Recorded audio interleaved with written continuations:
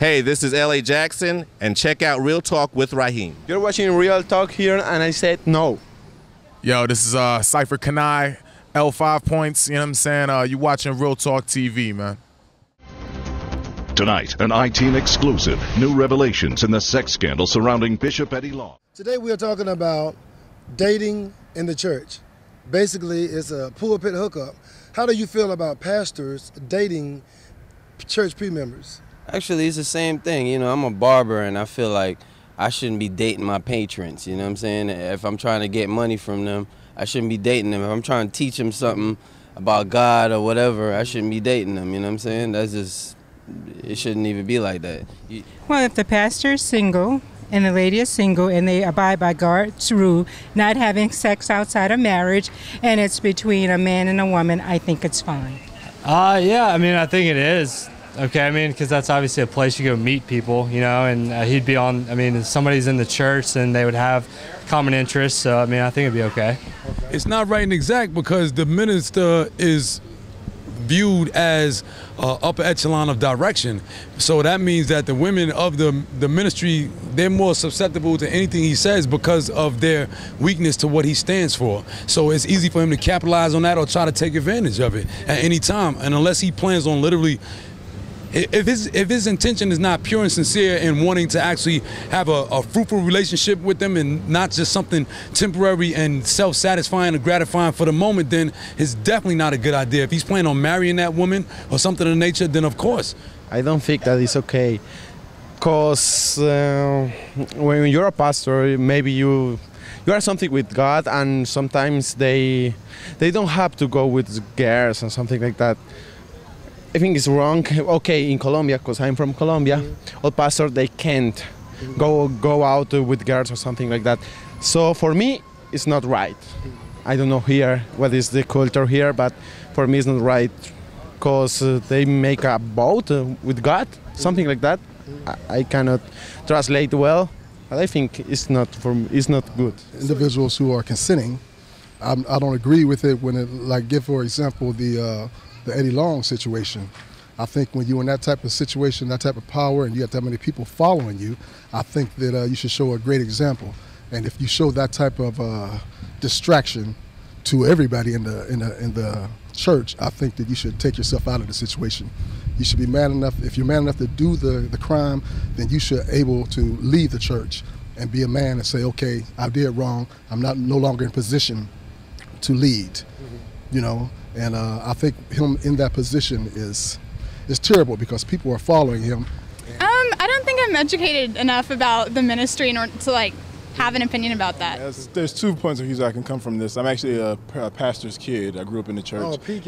Yeah, exactly. And I also serve as a youth pastor right now at a church in the Atlanta area. But one of the things I've been trained on doing is to stay away from dating those who are parishioners of your followers. There's automatic power dynamic there that has to be careful when you're leading people. And if you automatically go into a relationship dating someone who is following you, there can be some questions that come up that could be to a fault later on down the line. So you have to be careful that it's not that you don't do that.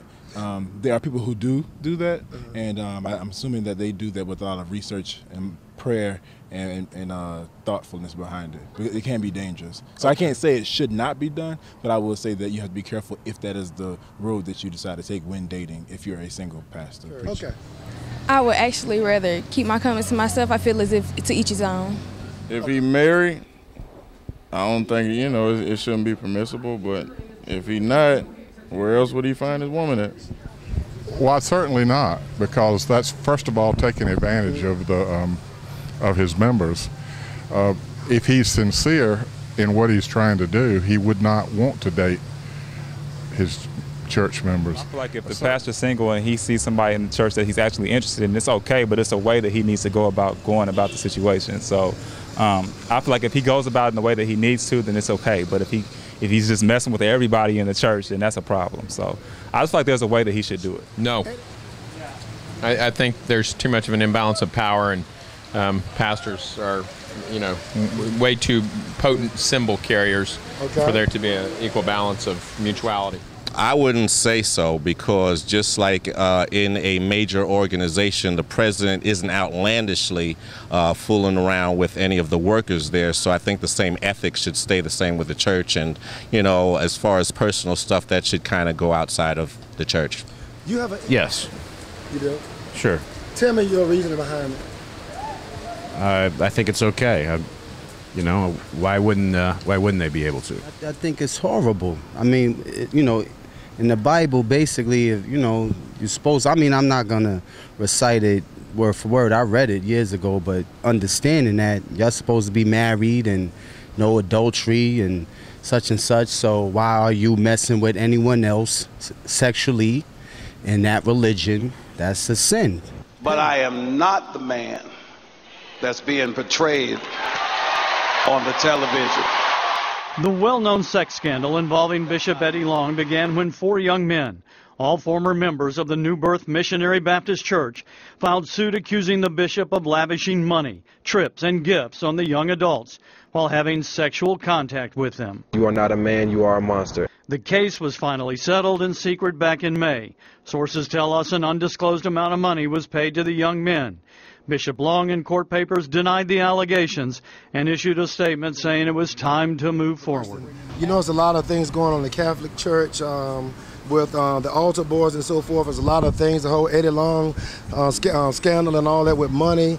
And a lot of that thing, I think, has soured our mindset. But if the ministers don't look in the church, where would they look to find their significant other? Yeah, well, I mean, like, even with Eddie Long, I heard about that. I'm a person that, you know, media, too, could get out of hand. You really don't know the situation, you know, unless you're there. So I guess, you know, I don't know how you would organize that, but maybe there should be a way where pastors get together and talk among themselves of different issues, what's going on. That really what needs to happen, to be honest. Yeah, but if he's in a position of leadership, spiritual leadership, then you will have somebody of stronger character. You don't want to be led by someone with that type of character who seeks out those type of behavior with some of the young men. Mm-hmm. You know? What if it's a consensual agreement between the minister and the pew member? Then I think that if it's consensual, then something's wrong there, because it's not consensual. Mm-hmm. It couldn't be consensual because the young men attacked the situation. The young men, they were not pleased by the situation. They fought the situation. They brought it to everyone's attention that this had happened, all right? And it surprised everybody. And I just think that when you got a great church, a great following, a great people, they need a great leader. Mm-hmm. And when you take away that great leader and put yourself in a position to be a wolf in sheep's clothing, then everyone is being deceived. Mm-hmm. And that's not God's way, that's not God's will. I'm not the greatest person to speak of God, but I do know I'm no hypocrite. Mm-hmm. And you could cause a lot of conflict within the church, dating a member of the church, because of the fact that, you know, a lot of other females are going to see that, and then it's going to cause a conflict in interest. How are you going to teach somebody if you're trying to date them? When I think about the name Eddie Long, I actually do think about the situation that occurred with him messing with the members. I actually attended that church before, and I have not been back since.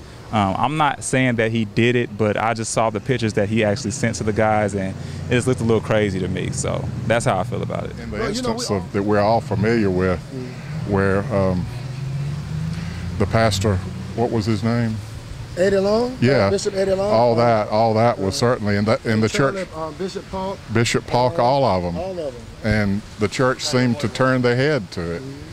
I don't understand why. I mean, because it was all wrong. What do you think? Do you think, well, I have to be mutual, but if I was forced to give an opinion, I would say to each is his own, and that's what they choose to do. As long as they do it in a dignified and respectful way, and keep it godly, well, and basically date with a purpose. Well, I guess if it's godly, that's a different thing, but I mean, I assume you might have been talking about in a less godly way. Well, we can look at it both ways, because if you look at the Eddie Long situation, it would probably be considered ungodly. If a pastor dates a widow in his church or a woman who's not married, and he does it in a legitimate way, that's one thing. But if he's married and got a family and going around behind everybody's back and chasing after all the women in the church, well, that's a whole different thing.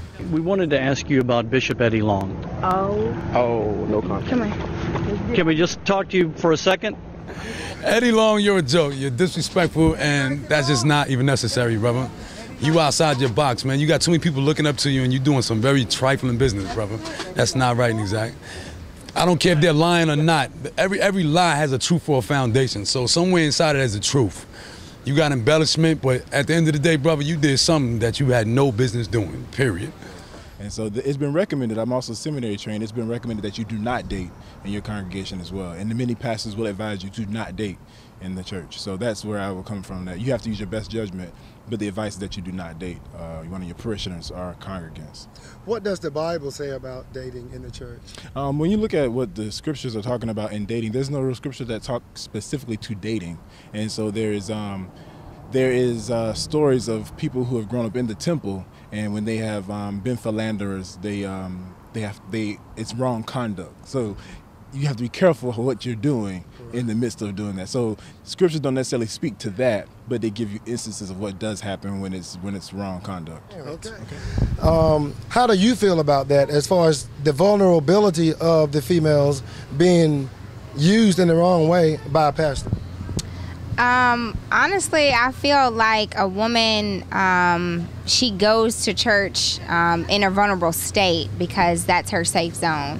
And so I feel like a pastor, if he does that, then he is aware that he's taking advantage of a woman that's in that vulnerable state, because that is her safe zone. That's where she can be herself and not feel like she's being judged. So I think that to answer your question, it all falls back on the pastor, because this is someone that I'm coming to you and I trust you, you know. Yeah, absolutely. And, you know, he's the liaison between me and the higher power. So, you know, a woman is going to come to him and confide in him and trust him almost immediately, because she wants that connection to her higher power. And so if the pastor is taking advantage of that, then, you know, there's no